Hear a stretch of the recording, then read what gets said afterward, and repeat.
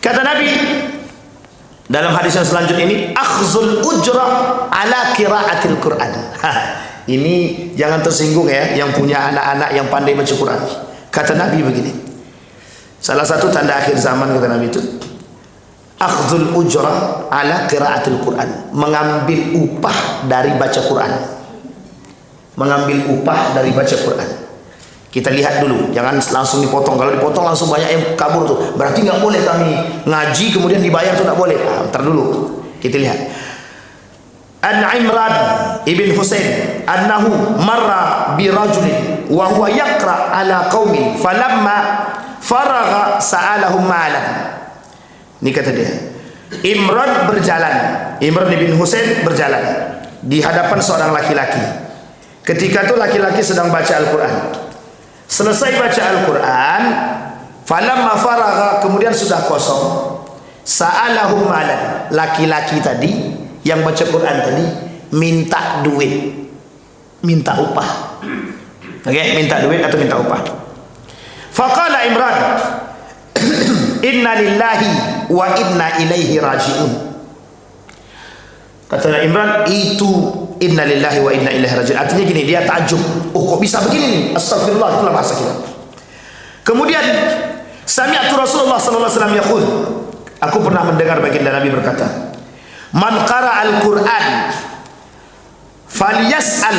falyas'al Allah tabaraka wa ta'ala bihi fa innahu sayaji'u qaumun yaqra'una al-Quran yans'aluna an-nasa bih.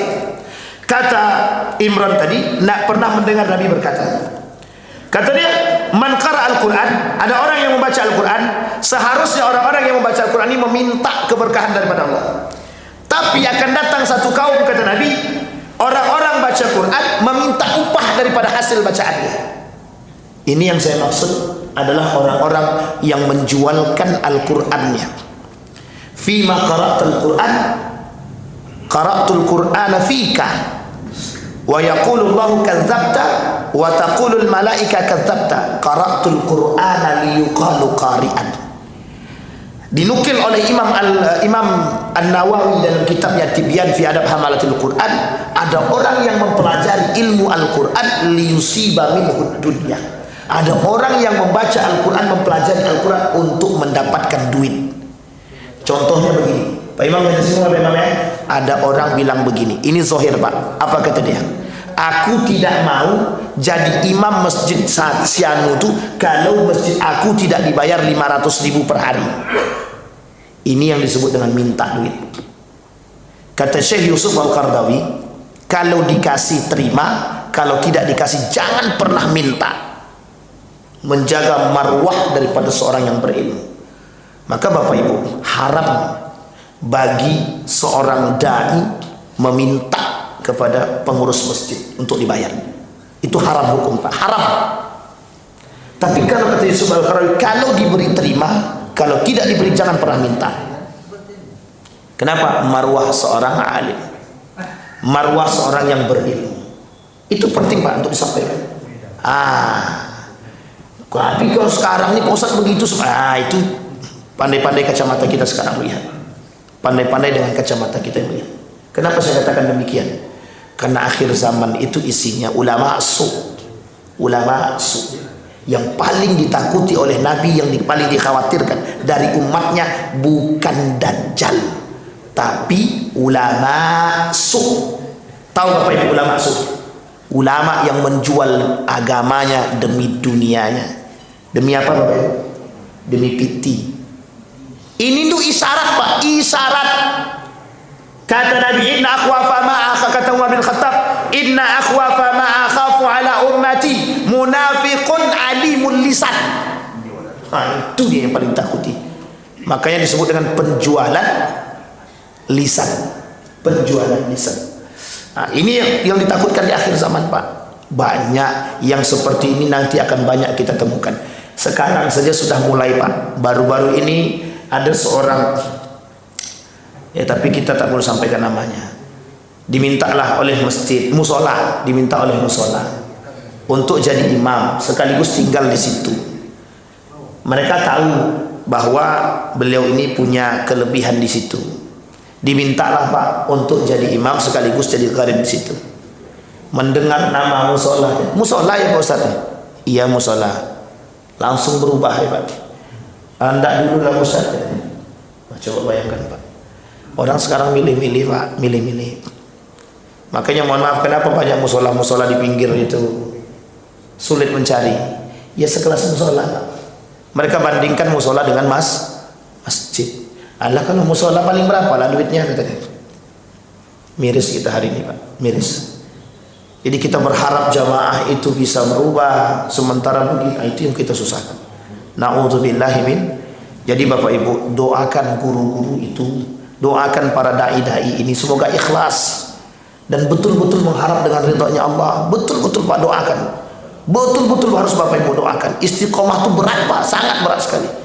Kalau bukan dibantu dengan doanya Bapak Ibu semua, wah sulit. Untuk bertahan itu sulit Bapak Ibu. Apalagi hari ini begitu semua. Ukurannya cuma itu. Aku tidak mau lagi masjid Raudhah. Mending ini masjid yang sanu tuh. Besar masjid sanu. Pilih-pilih Pak. Pilih-pilih. Itu kan persoalan. Baru tadi malam kami berbincang Pak dengan salah seorang yang saya anggap betul-betul alim. Saya bilang sama beliau, ini persoalan, iya, ini persoalan kita hari ini. Banyak sekali kasus seperti itu. Ini saya kasih tahu Bapak Ibu ya. Salah satu lembaga itu kalau sudah Ramadan itu Pak, oh itu yang ngantri minta jadwal tuh banyak Pak. Yang ngantri minta jadwal tuh ribuan, bukan ribuan, ratusan. Yang ngantri minta jadwal. Padahal mereka bukan punya kapasitas di situ. Tahu Bapak Ibu tujuannya apa? Mencari duit aja. Makanya mohon maaf, ladang dakwah ini sekarang dijadikan ladang mencari duit. Bapak Ibu boleh sampaikan, jangan tersinggung. Saya jujur-jujur aja Bapak Ibu, jujur-jujur, kita nggak usah tersinggung.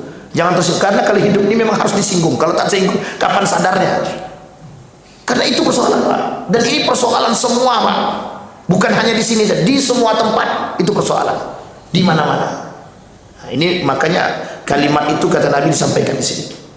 Maka kata Nabi, kharaja alaina Rasulullah wa nahnu naqra'ul Qur'an wa fainal a'rabi wal a'jami faqala iqra'u faqullu hasan wa sayaji'u aqwamun yuqimunahu kama yaqamul qatl wa yata'ajjaluna wa la yata'ajjalun.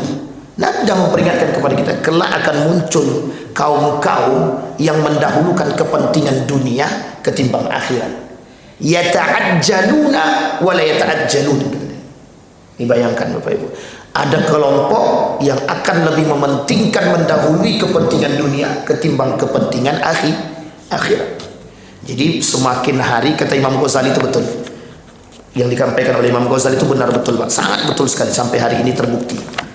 Kata Imam Al-Ghazali, kelak keikhlasan itu sedikit demi sedikit akan pudar, sedikit demi sedikit akan hilang dari setiap orang keikhlasan. Bukan hanya mereka saja, bukan hanya orang berilmu saja, semua umat manusia. Keikhlasan itu sedikit demi sedikit akan hilang. Dan itu sudah mulai terasa.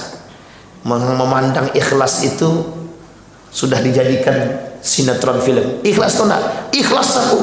Kata Imam Al-Ghazali, orang yang berbuat, kalau dia berbuat mengucapkan kalimat ikhlas dari lisannya, pastikan kalau itu tidak ikhlas. Ada orang berilmu, dia sampaikan bahwa sesungguhnya aku ini berilmu, tapi pastikan kalau dia tidak berilmu. Kalau ada orang yang ngaku soleh, pastikan kalau dia tidak soleh. Sampai di sini paham Bapak Ibu ya? Kalau ada orang yang mengaku anani mutawadhi, saya ini orangnya rendah hati, itu pasti tak rendah hati itu. Aku ini dermawan, pasti tidak dermawan. Karena setiap orang yang melakukan kebaikan amal soleh, kata Imam Al-Ghazali, mesti tidak berani mengucapkan kalimat itu pada diri dia. Jadi kalau ada yang sudah mengucapkan pada diri dia, berarti bisa kita pastikan itu kebalikan daripadanya. Bisa dipahami Bapak Ibu? Ada pertanyaan Bapak Ibu? Tidak ada. Ini karena persoalan akhir zaman ini persoalan takut menakuti. Tidak Bapak Ibu, ini bukan ancaman. Agar kita bersiap diri untuk memenuhi panggilan ilahi. Kalau satu saat kita dimatikan oleh Allah dan kondisi dilalah kita dalam sedang istiqomah, ya Allah ya Rabbi, indahnya mati dalam husnul khatimah. Kita tidak mau kita mati dalam keadaan su'ul khatimah. Kita tidak mau generasi kita yang kita tinggalkan itu generasi yang lemah, du'afa'ul ilmi, du'afa'ud din, pemahaman mereka agamanya lemah, ilmunya lemah. Kita berdoa kepada Allah, mudah-mudahan dari apa yang kita sampaikan Allah memberkahi, Allah melimpahkan rahmat dan karunia-Nya kepada kita semua. Allah jadikan ilmu yang bermanfaat, Allah bisa jadikan sandaran bagi kita agar kita bisa menjadi orang yang istiqamah. Amin ya rabbal alamin. A'udzu billahi minasyaitonir rajim. Bismillahirrahmanirrahim. Alhamdulillahirabbil alamin.